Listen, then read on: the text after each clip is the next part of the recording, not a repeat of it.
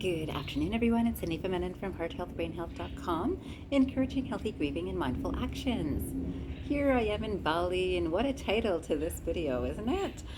So, some of you might be here because you might be curious as to why I would be using this word. In North America, we certainly don't relate it with anything really positive. And very recently, I was informed about, in fact, it was last year, so it's recently, but of course, reminded about it in recent times also. But last year, I was introduced to a person whose name is Swastika. And it's so interesting because, of course, I was very surprised to hear, wow, why would someone name someone this name? Because it's got so many not positive connotations, positive associations from our minds in North America, perhaps even Europe. And what I've discovered in my time here in Bali this time, through some research time, is learning about how in so many places internationally, this symbol has been used for a very different reason than what Nazi Germany had changed it into. And so today I wanted to bring this information to light so you're aware if you travel across the world, anywhere, and certainly in Bali, this symbol is actually not uncommon to see, though you would be needing a particular eye to notice it. And this symbol in Japan also means something. And if you can believe, it means good fortune. It means good fortune and benevolence in Japan. And it's a very opposite meaning in terms of our North American thinking about it, isn't it? I also noticed that it says here that to the Hopi, so the Indian, native Indians, it represented the wandering Hopi clans.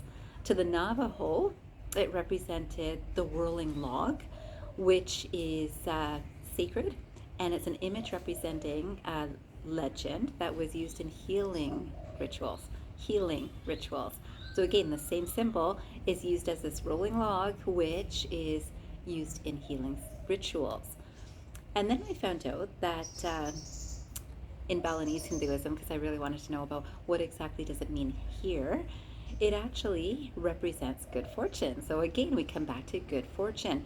And the more I read about this symbol, the more I see that historically it was always related to good fortune and goodness. And it's interesting that in Buddhism, it is actually representing a symbol of peace. And this is again so many thousands of years ago, and we know that World War II happened in many of our lifetimes or close to.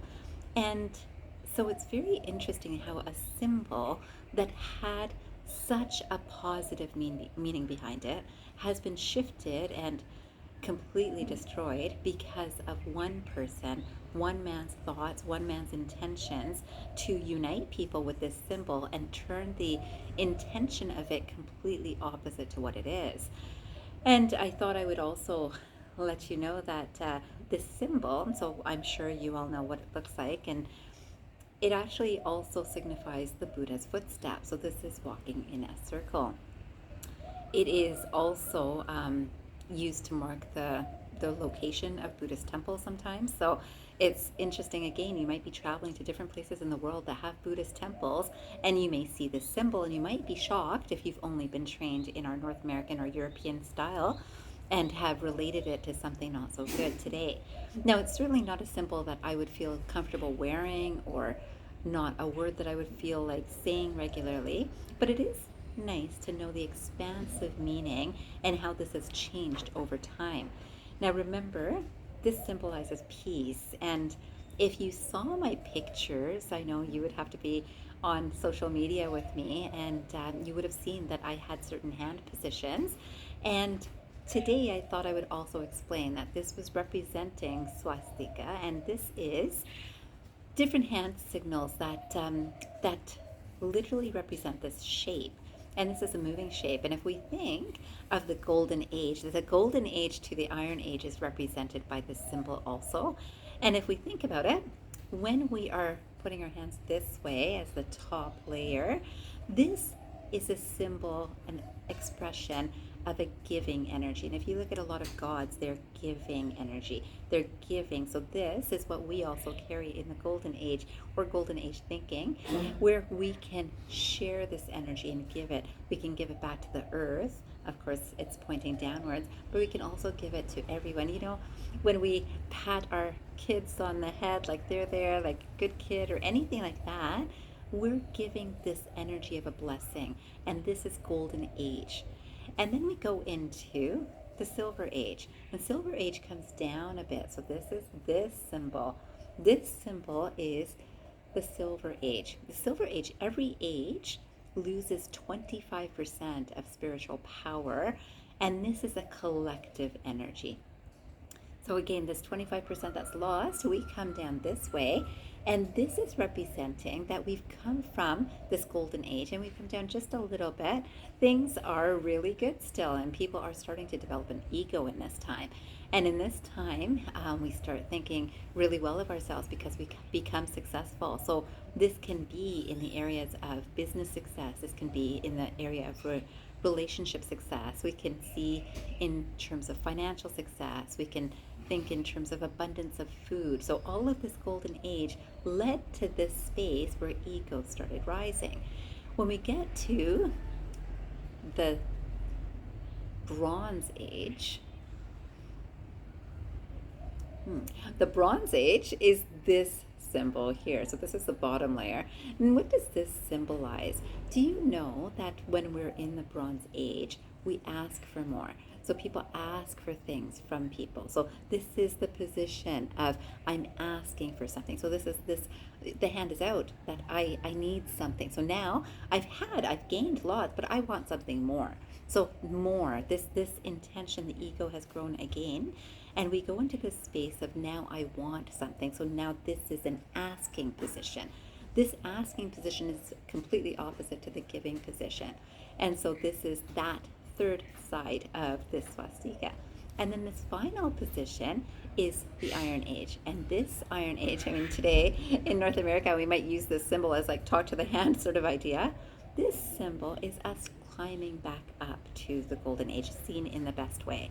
At the other extreme, it's the side that there's such a strength needed to pull ourselves up, back up, that in this time we can actually become very arrogant, very proud, very lust, greed, anger focused. This energy, and remember, lust actually touches on all sorts of desires. This is desires of the senses. This is, I want to see this, I want to go here, I want to speak this, I want to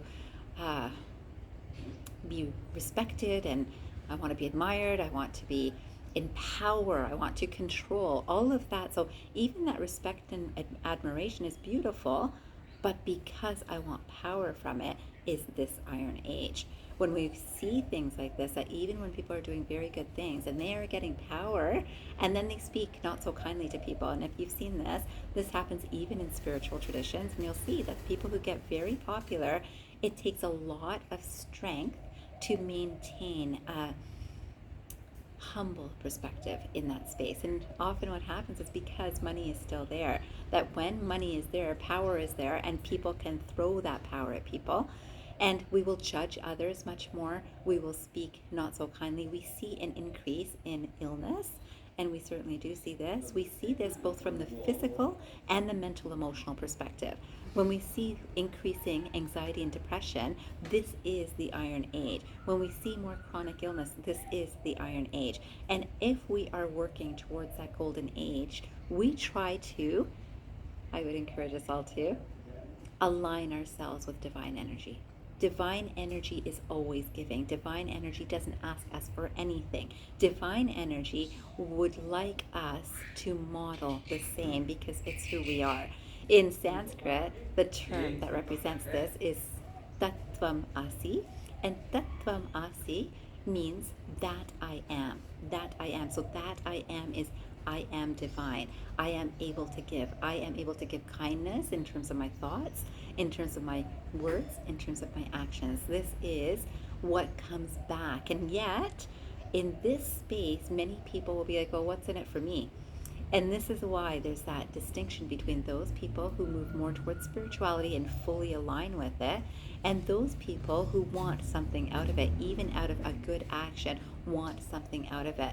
And biggest concern here is anyone can be successful in anything that they do from their heart, but if it's tainted by pride, arrogance, greed, lust, anger, all of those things take us away from this space of rising up to coming back down to becoming an asking mode. This asking space we've come out of. We've come out of this asking space. You will probably know lots of people who are still in that asking mode, like, please give me something, give me something, give me often money, and give me respect, give me consideration, give me. But what are we giving? Because if we are looking at divine energy is giving. And today, I hope that you understand this symbolism. I want you to know that this in Hinduism is associated with Lord Ganesha. Lord Ganesha. And if you're familiar with Lord Ganesha, I actually, ironically, happens to be on my earrings today, and there was no plan for that. But this symbol is associated with Lord Ganesha, who is the remover of obstacles and is considered an embodiment of prosperity and good fortune. Prosperity and good fortune. And here, almost every single temple has a Lord Ganesha at the front entrance of it. Most temples do, many businesses do too. I happen to have on my earrings, and I'm just going to say maybe that was just supposed to happen today for some reason. For us, if we can think of symbols as these properties, and again, understanding that some people have been really hurt by symbols that were intended originally to bring peace, harmony, and togetherness. And when people have been affected this way, it's kind of us not to create new symbols this way, yet also respectful of us to respect the tradition that it originally was. And this is for thousands of years. So whether we're looking at, again, Buddhism, we look at Hinduism, we look at Bali, we look at India, we look at the world, Mexico has these symbols too. So again, just recognizing this, that it's so common and it's such a good symbol in terms of what it represents. For you, whatever represents good to you, it could be words, it could be actions, it could be images, and it could be thoughts. But if that brings out the best for you, that's what I encourage you to focus on today, and recognize that what we think about is what we become. What we think about is what we become. If I think about Ganesh, if I think about this symbol has now been turned more into an Om image, because that's much more acceptable. And this is also that symbol of oneness and togetherness and harmony. And this is what I wish for all of us. I wish you a fantastic day ahead, and I hope you remember, transform your mind and transform your life. Have a great day, everyone.